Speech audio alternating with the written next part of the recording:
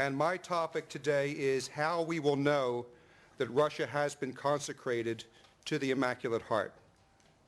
And I have to tell the TV room now. Could you double-click it, TV room, please, to get it started? There we go. How we will know that Russia is consecrated, the Cardinal's prediction.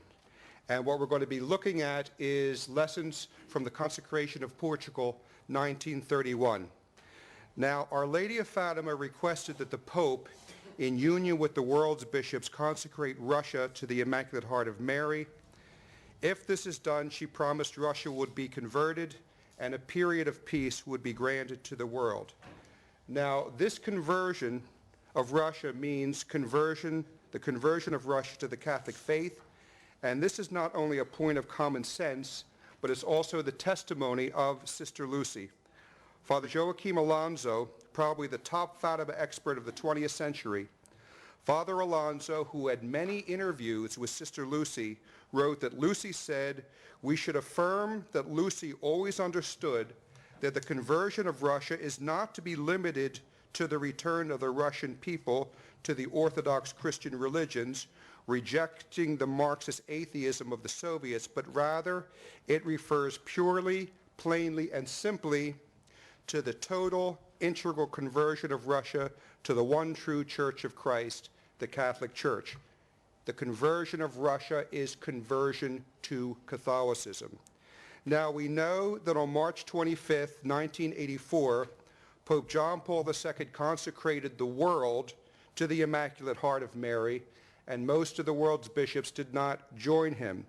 Now, even though we are grateful to for such a consecration, because you cannot consecrate the world without Our Lady responding with tremendous graces for us, God willing, if we get to heaven, we will only know how great those graces were, and we are grateful for this consecration, yet we have to say that this is not the consecration requested by Our Lady, since you cannot consecrate Russia without mentioning Russia.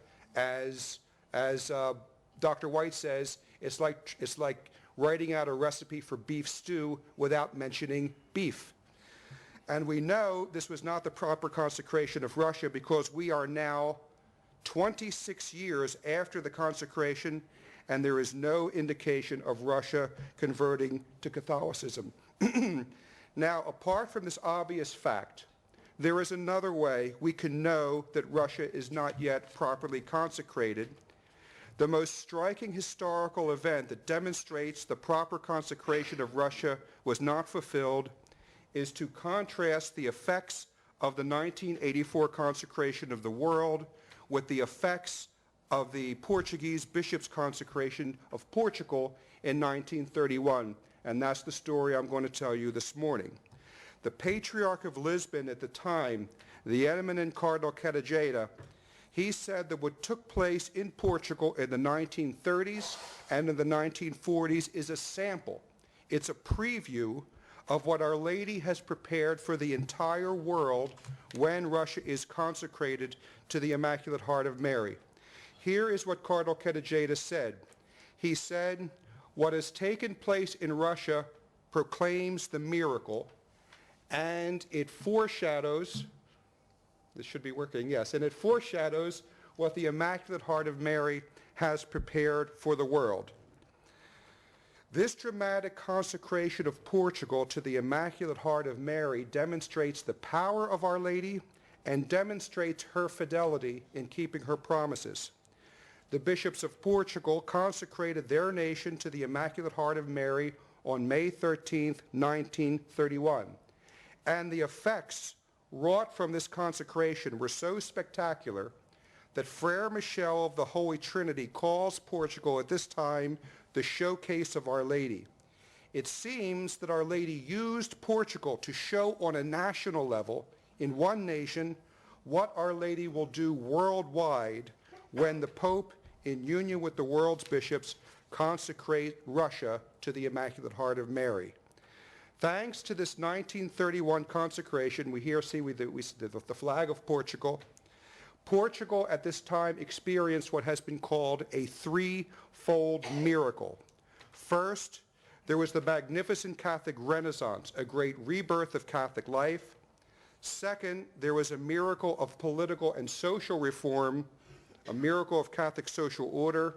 And third, there was the miracle of peace, in that Portugal was preserved from the communist terror, especially from the Spanish Civil War that was raging right next door, and also Portugal was preserved from the devastations of the Second World War.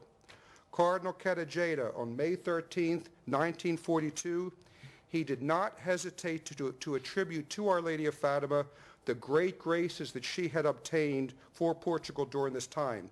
He said, to express what has been going on here for 25 years, the Portuguese vocabulary has but one word: miracle.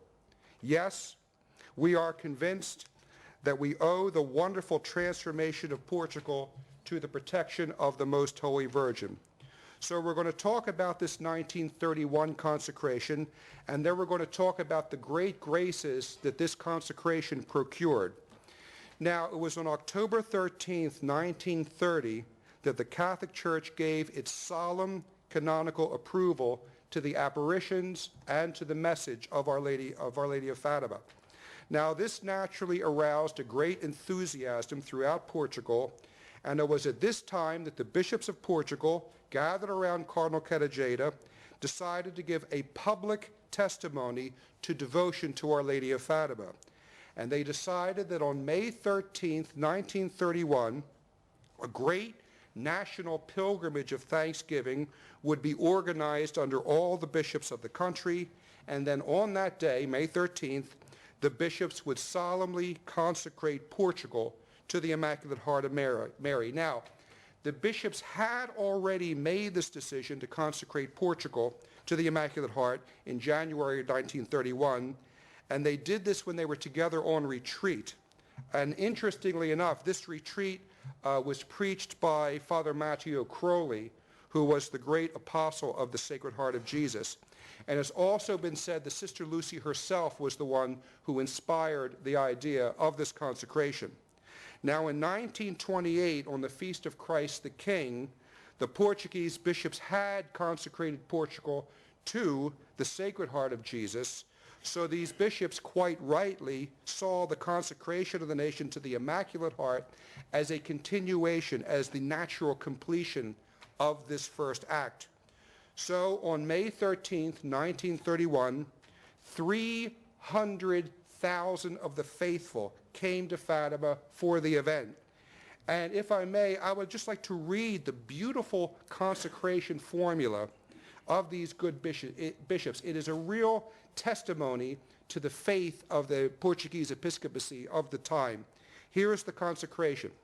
The shepherds chosen by thy Son to watch over and feed in his name the sheep he has acquired at the price of his blood in this land of Holy Mary, whose name cannot be pronounced without pronouncing thine own, come today as the official and consecrated representatives of their flocks, and in an act of filial homage of faith, love, and trust, to solemnly consecrate the Portuguese nation to the Immaculate Heart of Mary.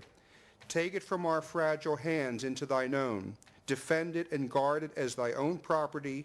Make Jesus reign, conquer, and rule in it. Outside of him, there is no salvation. Then the bishops speak of the imminent contamination coming from communism. We, the pontiffs of thy people, feel a terrible storm raging around us, threatening to disperse and destroy the faithful flock of those who bless thee, because thou art the mother of Jesus. Afflicted, we stretch out our suppliant hands towards thy Son as we cry out, save us, O Lord, for we perish. Intercede for Portugal, O Our Lady, in this grave hour from when the east blows furious winds, bringing cries of death against thy Son and against the civilization founded on his teaching, deceiving minds, perverting hearts, and lighting the fires of hatred and revolution in the world. Help of Christians, pray for us. You can see that that part of the prayer is dead aimed at communism. And also, I find it edifying that not too long ago, These bishops were concerned with the preservation of Christendom, the social order based on the gospel and on Christ's teaching. They spoke of an evil that brings cries of death against thy Son and against the civilization founded on his teaching. They are concerned, as we should be, with the preservation of Christendom.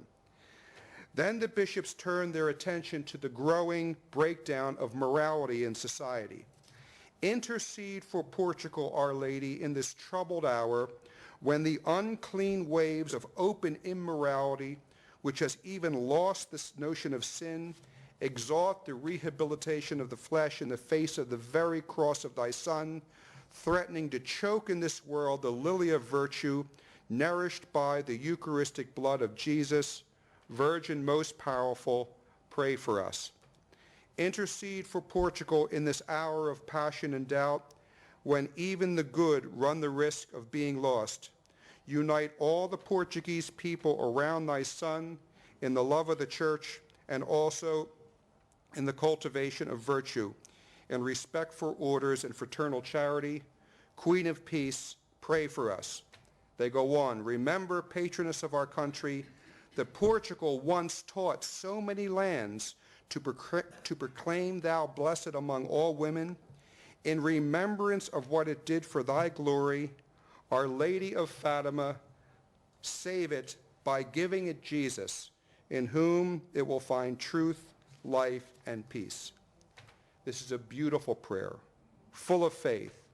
And Our Lady of Fatima accomplished in Portugal what is called the Threefold Miracle that I mentioned earlier, that there was the magnificent Catholic Renaissance, a great rebirth of Catholic life. Second, there was the miracle of political and social reform. And third, there was the miracle of peace, and that Portugal was preserved from the communist terror, and Portugal was preserved from the devastations of the Second World War. And for the bulk of this information, I am relying on Volume 2 of the magnificent trilogy of Frere Michel of the Holy Trinity, The Whole Truth About Fatima. Frere Michel gives many, many details in his book. I'm just giving you a brief overview of what happened. Now, the first in this triple miracle was the miracle of Catholic Renaissance, a great rebirth of Catholic life.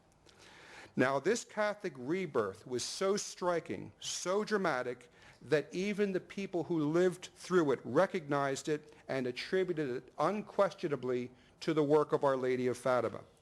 At this time, there was a dramatic increase of priestly and religious vocations. For example, there were only 18 seminarians in the Diocese of Porto Alegre in 1917, but by 1933 there were 201.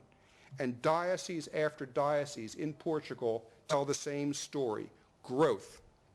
The number of priests in Portugal increased at least 25%, and that was up until 1964, until, of course, the Second Vatican Council, when everything started to plummet, as it did throughout the world. As for religious, their numbers almost quadrupled in 10 years, and the same ascending curve was noticed in the number of religious communities in Portugal at the same time. Lastly, there was the great renewal of Christian life, which showed itself in many ways in the development of the Catholic press, Catholic radio, pilgrimages, spiritual retreats, and there was a magnificent movement of Catholic activism that was firmly integrated into diocesan and parish life. There was at this time, there was the association of the Pious Union of Crusaders of Fatima, and this numbered 500,000 members. The people themselves were as fiercely anti-communist as they were devoted to the Sacred Hearts of Jesus and the Immaculate Heart of Mary. And the Catholic Renaissance was so great that in 1942, the bishops of Portugal declared in a collective pastoral letter, they said, anybody who would have closed their eyes 25 years ago and opened them now would no longer recognize Portugal. So vast is the transformation worked by the modest and the invisible factor of the apparitions of the Blessed Virgin at Fatima, Really, Our Lady wishes to save Portugal. So that's the first effect of this 1931 consecration. Magnificent Catholic Renaissance in Portugal. The second great miracle was the miracle of political and social reform. Now, we have to remember that the bishops had consecrated Portugal to Our Lady so that she may save it from communism, which was taking root in Spain right next door. And around 1932, Antonio Salazar came to be premier of Portugal. Salazar, of course, had been rising in government since 1928, and Salazar's goal was to put into practice a Catholic social program that was counter-revolutionary. And Salazar himself received a special blessing from Pius XII, Pope Pius XII, for his work. Pius XII said, "I bless him with all my heart, and I cherish the most ardent desire that he may be able to successfully complete his work of national restoration, both spiritual and morals." Now, as I said, Salazar's program was a Catholic counter-revolutionary program. He called communism the greatest heresy of our time, and he strove with all his might to fight against it. He was a fierce opponent of liberalism, of socialism, and to use his words, he said he was opposed to everything which diminishes, divides, or dissolves the family. He said, for me, I have only one goal. What I plan to do is to make Portugal live normally. And he said, we want to preserve at any price from the tidal wave that is inundating the world, simplicity of life, purity of morals, gentleness of sentiments, the equilibrium of social relations, and the modest but noble family atmosphere which is proper to Portuguese life. So very simply, his goal, excuse me, his goal was to establish a Catholic social order where states and governments and social institutions would base their laws of right and wrong on what the gospel teaches is right and wrong and on what the church teaches is right and wrong. And in this process, Salazar dissolved Freemasonry in 1935. Salazar was keen to leave the Catholic Church complete and entire liberty of action. It permitted the Catholic religion to be taught in all schools, not just parochial schools, and non-Catholic parents who did not want their children to receive Catholic instruction, they were allowed to remove the children from these classes because, as you know, the Catholic faith is never forced on anyone, but the Catholic education of youth under Salazar was greatly favored. Another remarkable development at this time was Salazar's legislation on marriage. It said, the Portuguese state recognizes the effects, thank you, the Portuguese state recognizes the effects of the civil effects of marriages celebrated according to canonical laws. He then initiated into this legislation articles which frown upon divorce. Article 24 said, this is the law of the land. Article 24 said, in harmony with the essential properties of Catholic marriage, it is understood, but by the very fact of the celebration of a canonical marriage, the spouses renounce the legal right to ask for a divorce. Now, this was a law of the state that said, if Catholics engage in a valid sacramental marriage, there is no way they can even ask for a divorce. And the effect of this law was that Catholic marriages did not go down, but they went up, so that by 1960, nearly 91% of all marriages in Portugal were canonical sacramental marriages where divorce was out of the question. Now, can any one of us imagine living in a land where 91% of the people getting married do it through a proper sacramental canonical marriage, and that the couples going into this marriage accept completely that divorce is out of the question? See, that is a civilization of love, and it's nowhere to be found as we enter the new millennium. So while many other countries throughout the world were plagued with communism and humanism and socialism and revolution, Salazar stood practically alone in establishing a nation that was, for the most part, based on Catholic social principles. In other words, he was in line with objective truth, with reality. Third, what we had in Portugal was the miracle of peace. Now, this miracle of peace came in two parts, in that Portugal was preserved from the communist terror, which was raging right next door in Spain, and Portugal was preserved from the Second World War. Now, it was well known at this time that Moscow's plan was to plant communism in Spain, because if they did that, Europe would then be bookended by communism. It would have communist Russia on one side and communist Spain on the other, and they could close in on Europe from both sides. Now, the Portuguese bishops were watching this very closely.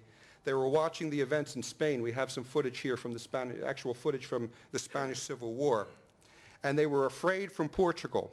So on May 13th, 1936, the bishops met together and they made a secret vow. They vowed that the bishops would lead a national pilgrimage to Fatima in 1938, and this is their words, to give solemn thanks to the Blessed Mother if she obtained for Portugal victory over communism and the benefit of peace. These are the Cardinal's own words.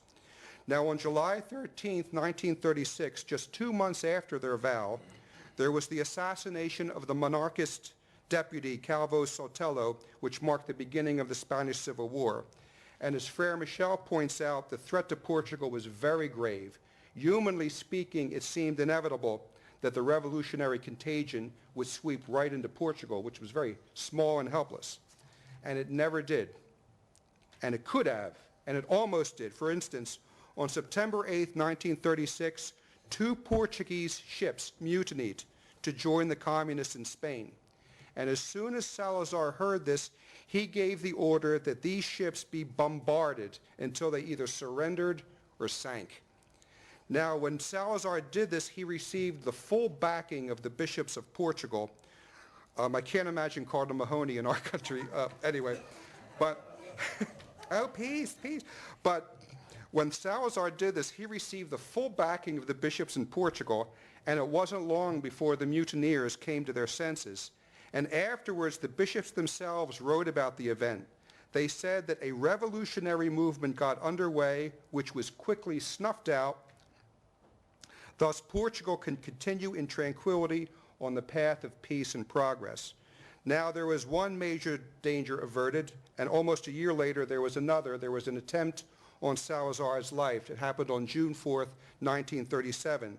Salazar was on his way to Mass at a private chapel at a friend's house, and just as he stepped out of the car, a bomb exploded only 10 feet away. The bomb had been hidden in an iron case, and the bomb blast left Salazar unharmed, and it left his chauffeur untouched, although the chauffeur was rendered deaf. And rather than being all shaken out, simply Salazar just said to those around him, he just said, okay, calm down. And then he turned to his friend and he said, okay, let's go to Mass. He just picked up where he left off. Now, had Salazar been assassinated, it would have thrown the country into outrageous turmoil, which, as you know, is the fertile breeding ground for communism. And the bishops acknowledge in a collective letter that in 1938 that it was an act of God that preserved Salazar's life in this attempted assassination. So anyway, by 1938, it was clear that the danger for Portugal had been averted. So on May 13th, 1938, the bishops, true to their word, they fulfilled their vow, and they renewed the national consecration to the Immaculate Heart of Mary. Cardinal Cerejeira acknowledged publicly that Our Lady of Fatima had spared Portugal the scourge of communism. He said, since Our Lady appeared at Fatima in 1917, a special blessing of God has descended on the land of Portugal, especially if we review the 2 years that have gone by since our vow. We cannot fail to recognize that the invisible hand of God has protected Portugal, sparing it the scourge of war and the leprosy of atheistic communism. And even Pope Pius XII was amazed that Portugal had been spared. In an address to the Portuguese people, the Pope spoke about the red, this is his words, the red peril so menacing and so close to you and yet unavoided in such an unexpected manner. Now, for Portugal at this time, one danger had passed, but another was staring them in the face. They had escaped the contagion of communism from Spain, but now the Second World War was breaking out. This is footage from the initial German invasion of Poland. And on February 6, 1939, 7 months before the declaration of war, Sister Lucy wrote to her bishop, Monsignor de Silva. She told him that war was imminent, and she told him of a magnificent and miraculous promise. She said, in this horrible war, Portugal would be spared because of the national consecration to the Immaculate Heart of Mary made by the bishops. And Portugal was spared the horrors of war, the details of which you can read about in Frere Michel's Volume 2 of The Whole Truth About Fatima. I'm not going to cover them all here. And on December 2nd, 1940, Sister Lucy wrote to Pope Pius XII and told him that Portugal is receiving a special protection during the war that other nations would have received had the bishops of their countries consecrated their nations to the Immaculate Heart. Here's what she said. She said, Most Holy Father, our Lord promises a special protection to our country in this war due to the consecration of the nation by the Portuguese prelates to the Immaculate Heart of Mary as proof of the graces that would have been granted to other nations had they also consecrated themselves to her. So this is why Frere Michel of the Holy Trinity calls Portugal at this time the showcase of Our Lady. When the bishops consecrated Portugal to her Immaculate Heart, there was the threefold miracle. First, there was the magnificent Catholic Renaissance, a great rebirth of Catholic life. Second, there was the miracle of political and social reform. And third, there was the miracle of peace, in that Portugal was spared from the communist terror, especially the Spanish Civil War raging right next door, and Portugal was spared from the devastations of the Second World War.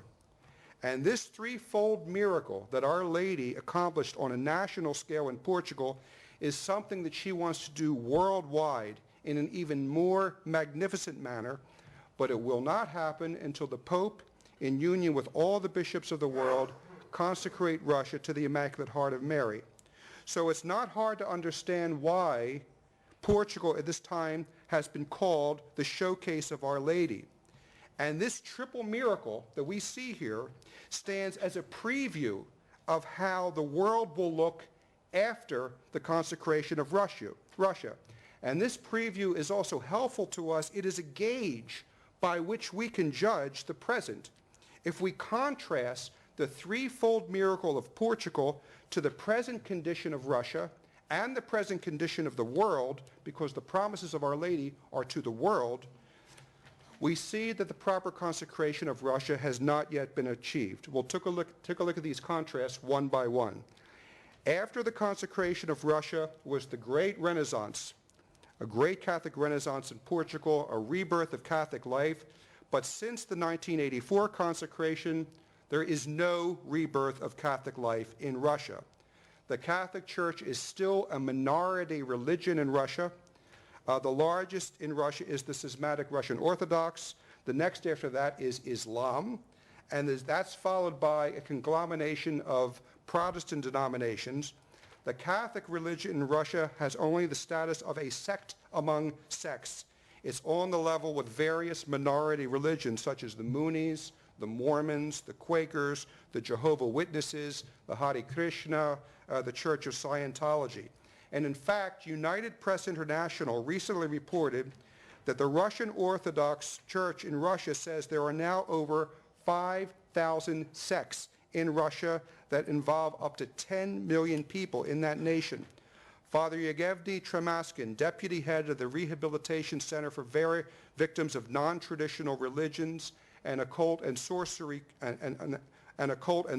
cults, he says his center, and this is a quote, has been continually approached by relatives of those who died in cult rites and whose property has been taken away by sectarians. And Father Yegevny said, different sects target different sections of the population. Some aim at civil servants, while others at workers. Thus, Scientologists and Jehovah's Witnesses have gained the confidence of administrative and military circles and educational communities. Oriental and Hindu philosophies has spread into the intellectual elite and mostly target the youth. Now, this is no conversion of Russia, especially when we contrast the present state of Russia with the magnificent Catholic rebirth, the rebirth of Catholic life in Portugal. Next, in 1931, there was a miracle of political and social reform in accordance with Catholic social principles, but after the 1984 consecration, there is no Catholic reform anywhere. To the contrary, Russia now boils with immorality and decadence. This is probably the most disturbing section of the talk. If there were children in the room, I would ask them to leave. Over 22 years after the consecration of Russia, after 26 years now after the consecration of the world, Russia has the highest abortion rate in the world. Father Daniel Mara, who recently spent 8 years in Russia, says that statistically, the average Russian woman has 8 abortions in her childbearing years. Father Mara believes it's actually more like 12. He has spoken to women in Russia who have had up to 25 abortions. And the reason for these horrible figures is that other contraceptive methods, which are of course immoral anyway, they're mortal sins, but other contraceptive methods have either not been introduced in Russia or they're not trusted. And this leaves abortion as the cheapest way to limit family size. Presently in Russia, abortions are free, but to have a baby is not free. In fact, Radio Free Europe, here's the report here, in a 2008 article called Abortion Remains the Top Birth Control Option in Russia, it said that records for 2006 show 1.6 million abortions against 1.5 million live births. So, and here's another contrast. In post-1931 Portugal, a Catholic head of state virtually outlawed divorce, but in post-1984 Russia, the divorce rate either matches or exceeds the United States, depending upon which report you read, which means it is an extremely high divorce rate. Russia also has the highest alcohol consumption in the world, so much so that the average life expectancy of the Russian male is age 60. And the Russian government this year, this is just January 2010, the Russian government this year more than doubled the price of vodka to try to combat this rampant alcoholism. Satanism is on the rise in Russia, the birth rate is plummeting, and homosexuality is rampant in Moscow and throughout the country. And in fact, in 1993, 9 years after the 1984 consecration of the world, Russian President Boris Yeltsin allowed homosexuality to be decriminalized. You see the balloons going off in the rainbow balloons going off in St. Petersburg. Homosexuality is now quote-unquote legal in Russia. Worse, Russia is now a leading world center for the distribution of child pornography. The Associated Press reported on August 9, 2001, of a Moscow-based child pornography ring linked to another ring in Texas. And to quote Dmitry Chepchukov, head of the Russian Interior Ministry's Department for High Technology Crime, he says, unfortunately, Russia has turned into a world trash bin of child pornography. And a recent report, March 22nd, 2010, from RIA Novosti, notes that Russia is the second largest producer of internet child pornography, and that the United States and Russia host the majority of the world's child abuse websites. And this is after a government crackdown that shut down 5,000 of Russian sites. It's still the second largest. Conversion of Russia. Does anyone think this indicates a conversion of Russia? Then there's the disturbing news of Russia's highly immoral reality television program, that Russian viewers were tuning into by the millions. Millions of Russians were turning into Russia's new and lewd reality TV program. It's called Zastetklum, which means behind the glass. Of this program, which was aired 3 times a day, one news service said, Russia has made a pointed effort to make the show more risque than their Western counterparts. Now that's putting it mildly. 6 young contestants in their early 20s, 3 male, 3 female, are locked in an apartment where 60 cameras throughout the apartment are trained on them 24 hours a day. All their activities are filmed and broadcast, including the showers and worse. It's an X-rated reality television program with couples engaging in highly immoral activities in front of the camera. Mark Franchetti, he said on November 24, 2001, that despite grumbles of disapproval from old hardline communists, the communists are complaining about this, Russian viewers cannot get enough of this raunchiest version of reality television. So the next example is so gruesome that I really shudder to discuss it, but we have to if we want to get a true idea of the state of Russia and to combat those who say, well, we have the conversion of Russia, the triumph of the Immaculate Heart. In early 2005, border guards stopped a train entering Russia from Ukraine and confiscated a mule carrying 25 frozen human embryos in 2 vacuum flasks. Now, the mule's owner had claimed that he had bought these fetuses from a medical research center, but that wasn't the truth. This gruesome cargo was aborted babies from girls and young women that are being exported from Ukraine for use in illegal beauty treatments costing thousands of dollars. April 17, 2007, London Observer. This was also reported in Life News. That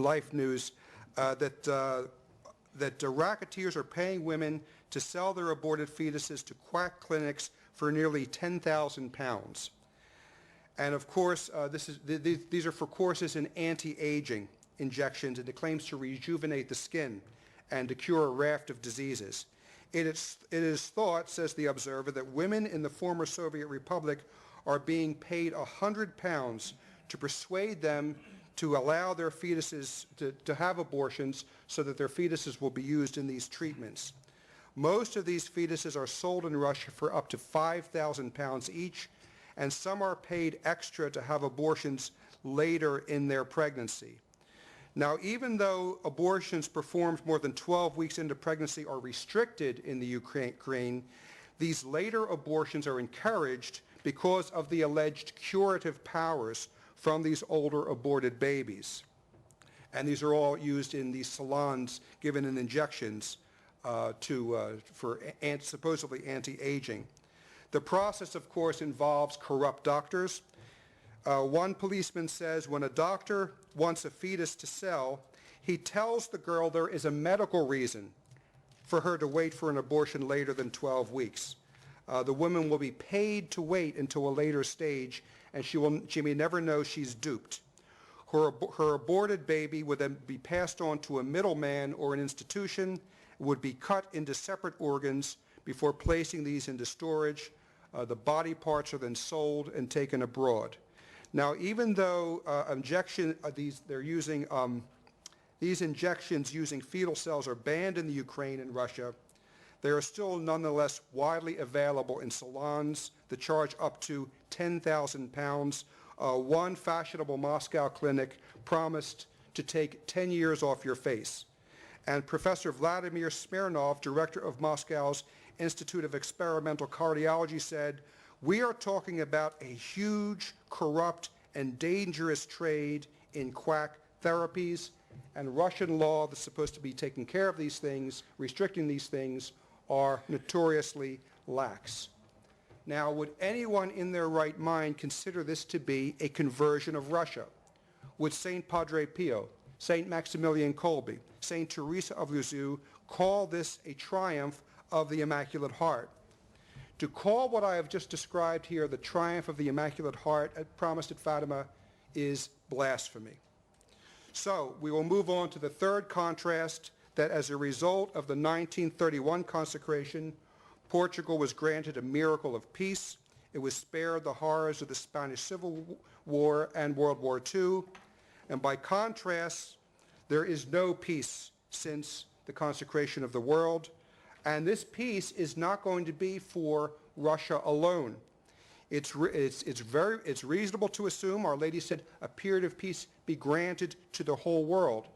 And it's reasonable to assume that just as by disobeying Our Lady, Russia will spread its errors throughout the world, so too will Our Lady deliver her blessings throughout the world, her blessings of peace.